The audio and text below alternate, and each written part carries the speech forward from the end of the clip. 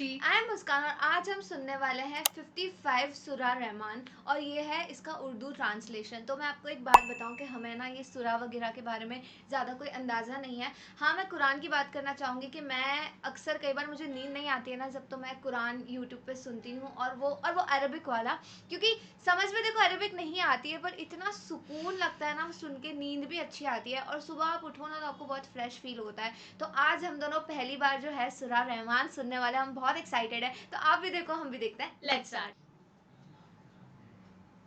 जो बड़ा मेहरबान निहायत रहम वाला है, वो जो निहायत मेहरबान है, उसी ने कुरान की तालीम फरमाई, उसी ने इंसान को पैदा किया, उसी ने उसको बोलना सिखाया। सूरज और चांद एक हिसाब मुकर्रर से चल रहे हैं और बूटियां और दरख्त सजदा कर रहे हैं और उसी ने आसमान को बुलंद किया और मीज़ान आदल कायम कर दी कि उस मीज़ान में हद से तजावुज न करो और इंसाफ के साथ ठीक तोलो और तोल कम मत करो। और उसी ने खलकत के लिए जमीन बिछाई, उसमें मेवे और खजूर के दरख्त हैं जिनके खोशों पर गिलाफ होती हैं और अनाज जिसके साथ भुस होता है और खुशबूदार फूल। तो ऐ गिरोहे जिन्नो इंस, तुम अपने परवरदिगार की कौन कौन सी नेमत को झुटलाओगे? उसी ने इंसान को ठीकरे की तरह खनखनाती मिट्टी से बनाया और जिन्नात को आग के शोले से पैदा किया। तो तुम अपने परवरदिगार की कौन कौन सी नेमत को झुटलाओगे? वही दोनों मशरिकों और दोनों मगरिबों का मालिक है।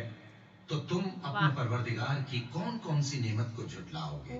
उसी ने दो दरिया रवां किए जो आपस में मिलते हैं, मगर दोनों में एक आड़ है कि उससे तजावुज नहीं कर सकते। तो तुम अपने परवरदिगार की कौन कौन सी नेमत को झुटलाओगे? उन दोनों दरियाओं से मोती और मूंगे निकलते हैं। तो तुम अपने परवरदिगार की कौन कौन सी नेमत को झुटलाओगे? और जहाज भी उसी के हैं जो समंदर में पहाड़ों की तरह ऊंचे खड़े होते हैं। तो तुम अपने परवरदिगार की कौन कौन सी नेमत को झुटलाओगे? जो मखलूक जमीन पर है सबको फना होना है और तुम्हारे परवरदिगार ही की जात जो साहिब जलाल करम है बाकी रहेगी। तो तुम अपने परवरदिगार की कौन कौन सी नेमत को झुटलाओगे? आसमान और जमीन में जितने लोग हैं सब उसी से मांगते हैं, वो हर रोज किसी न किसी काम में होता है। तो तुम अपने परवरदिगार की कौन कौन सी नेमत को झुटलाओगे? ऐ दोनों जमातों, हम करीब तुम्हारी तरफ मुतवज्जे होते हैं। तो तुम अपने परवरदिगार की कौन कौन सी नेमत को झुटलाओगे? ऐ गिरोहे जिन्नो इंस, अगर तुम्हें कुदरत हो कि आसमान और जमीन के किनारों से निकल जाओ तो निकल जाओ, और जोर के सिवा तो तुम निकल सकने ही के नहीं। तो तुम अपने परवरदिगार की कौन कौन सी नेमत को झुटलाओगे? तुम पर आग के शोले साफ और धुआं मिले छोड़ दिए जाएंगे, तो फिर तुम उनका मुकाबला न कर सकोगे। तो तुम अपने परवरदिगार की कौन कौन सी नेमत को झुटलाओगे? फिर जब आसमान फट कर तेल की तलछट की तरह गुलाबी हो जाएगा तो वो कैसा हौलनाक दिन होगा। तो तुम अपने परवरदिगार की कौन कौन सी नेमत को झुटलाओगे? तो उस रोज न तो किसी इंसान से उसके गुनाहों के बारे में पुरसिश की जाएगी और न किसी जिन से। तो तुम अपने परवरदिगार की कौन कौन सी नेमत को झुटलाओगे? गुनहगार अपने चेहरे ही से पहचान लिए जाएंगे, तो पेशानी के बालों और पांव से पकड़ लिए जाएंगे। तो तुम अपने परवरदिगार की कौन कौन सी नेमत को झुटलाओगे? ये नहीं पता था। यही वो जहन्नम है जिसे गुनहगार लोग झुटलाते थे। वो दोजख और खौलते हुए गर्म पानी के दरमियान घूमते फिरेंगे। तो तुम अपने परवरदिगार की कौन कौन सी नेमत को एक्चुअली डर लग रहा है ये जो शख्स अपने परवरदिगार के सामने खड़े होने से डरा, उसके लिए दो बाग हैं। तो तुम अपने परवरदिगार की कौन कौन सी नेमत को झुटलाओगे? उन दोनों में बहुत सी शाखें यानी किस्म किस्म के मेवों के दरख्त हैं। तो तुम अपने परवरदिगार की कौन कौन सी नेमत को झुटलाओगे? उनमें दो चश्मे बह रहे हैं। तो तुम अपने परवरदिगार की कौन कौन सी नेमत को झुटलाओगे?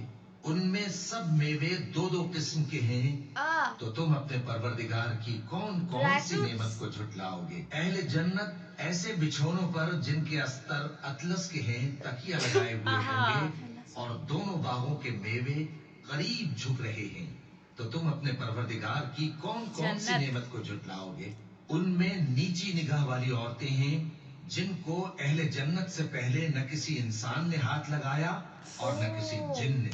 तो हूर। तुम अपने परवरदिगार की वाह। कौन कौन सी नेमत को झुटलाओगे?